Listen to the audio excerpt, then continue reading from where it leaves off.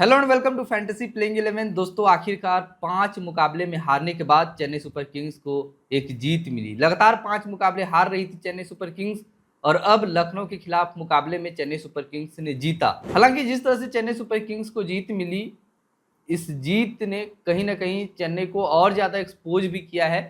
आने वाले मैचों में चेन्नई सुपर किंग्स को कई सारे बड़े बदलाव करने की जरूरत है, लेकिन इसके अलावा फैंस को इस मुकाबले में बहुत कुछ देखने को मिला। सबसे पहले तो विंटेज धोनी देखने को मिला। जी हाँ दोस्तों, वही धोनी जिसने इस मुकाबले में डीआरएस यानी कि धोनी रिव्यू सिस्टम लिया, और जिस तरह से इस खिलाड़ी ने इस मुकाबले में डायरेक्ट हिट किया शानदार तरीके से, कहीं ना कहीं फैंस के दिलों को और ज्यादा छूने का कारनामा किया। इसके साथ ही हम आपको बताते चले कि फिनिशर धोनी भी इस मुकाबले में हमें देखने को मिला, और खास करके लीडर धोनी जिसने फील्डिंग के दौरान किस तरह से खिलाड़ियों को बांधे रखा। इसके अलावा बल्लेबाजी के दौरान जिस तरह से शिवम दुबे के साथ मिलकर के एक साझेदारी निभाई, कहीं ना कहीं मैच के जीत की रणनीति में एक बेहतर भूमिका धोनी की यहाँ पे दिखाई दी। लेकिन भले ही चेन्नई सुपर किंग्स को ये इस मुकाबले में जीत दर्ज हुई हो, चेन्नई सुपर किंग्स जीती हो, लेकिन कहीं ना कहीं चेन्नई सुपर किंग्स को सोचने की जरूरत है, खास करके बल्लेबाजी प्रदर्शन। क्योंकि सब कुछ देखने को मिला, लेकिन वो एक बार फिर से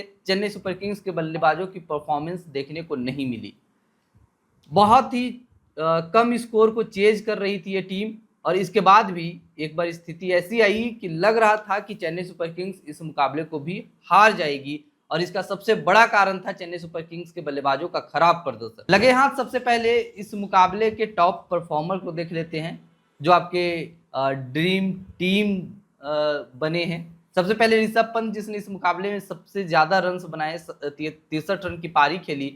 इसके अलावा चेन्नई सुपर किंग्स की तरफ से जो कि क्रूशियल पारी थी कहीं ना कहीं, क्योंकि फिनिशर की भूमिका में आखिर में आकर के शिवम दुबे ने जो पारी खेली, नाबाद 43 रन बनाए और जीत में एक बड़ा योगदान दिया, तो ये एक बड़ी पारी थी। इसके साथ ही हम आपको बताते चले कि चेन्नई सुपर किंग्स की तरफ से डेब्यू कर रहे खिलाड़ी साइक रशीद, जिसने कहीं ना कहीं दर्शकों का दिल जीता।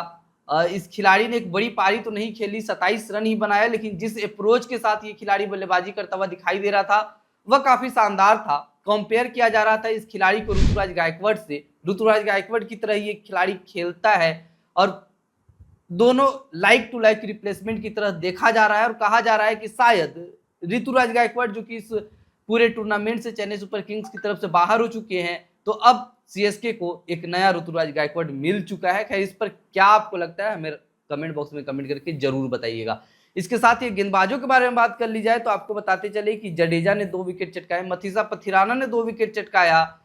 वहीं दूसरी ओर लखनऊ की तरफ से गेंदबाजी करते हुए रवि बिश्नोई, दिग्विजय सिंह या फिर एडन मार्करेम हो, इन सारे खिलाड़ियों ने जिस तरह से शानदार गेंदबाजी किया है, एक ऐसा मौका आया था कि महज 166 रन को डिफेंड कर रही लखनऊ की टीम लग रहा था कि इस मुकाबले में जीत जाएगी अपने गेंदबाजों के प्रदर्शन के दम पर। तो एक बार फिर से हम आपको बताते चले कि इस मुकाबले में रवि बिश्नोई ने 2 विकेट चटकाया, दिग्विजय सिंह ने 1, वहीं दूसरी ओर एडन मार्करम ने 1 विकेट चटकाने का कारनामा किया। तो दोस्तों, एकाना स्टेडियम में खेले गए इस मुकाबले में चेन्नई सुपर किंग्स को जीत मिली। तो इस जीत के साथ ही चेन्नई सुपर किंग्स की टीम में कई वैसी चीजें भी दिखाई दे रही है जो कि शायद सही नहीं है।